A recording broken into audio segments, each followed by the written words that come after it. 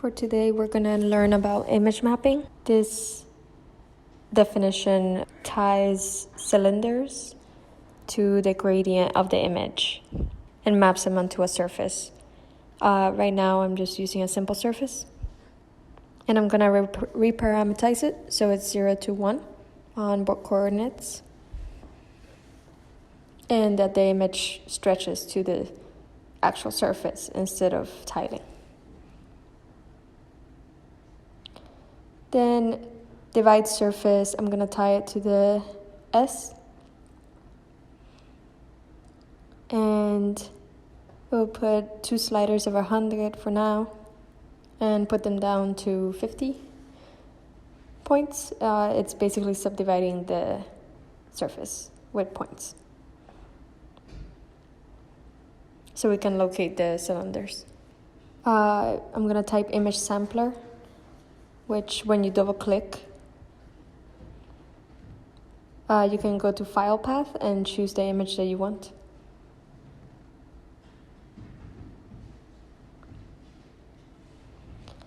You can click that button, so it uses the pixel dimensions. I'm gonna copy this one down so you can see, since it's already set up. I'm gonna type in circle CNR and remap numbers. And that will remap all the points to the image and use it as a reference. Here I'm turning it on so you can see how the points are mapped down. Put the points from the subdivided surface to the circle node, and then remap to the radius of the circle. That way it references the image and what the radius of the circle is depending on the color of the image.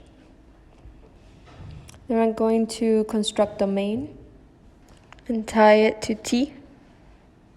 I'm gonna do a number slider that is a decimal. That way you have more options on which numbers work for the image that you're trying to create.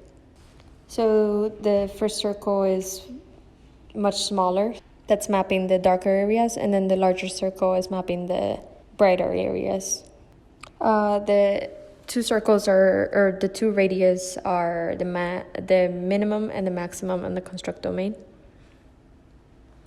And then you can change the filter on the image to red channel or green channel, but as you see, like the regular RGB,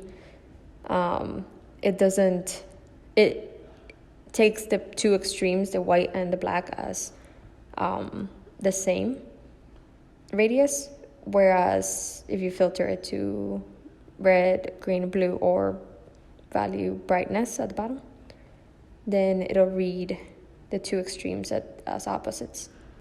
Now you can bake the 2D circles if you wanted to with that circle SCNR node, or you can tie in the extrude node and add a unit Z to the distance, and you can tie it to a remap and it'll do a distance based on the image as well. So the radius and the distance on the extrude will be referenced.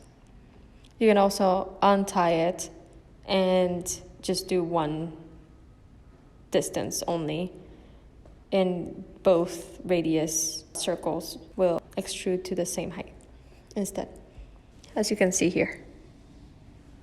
And that is image remap.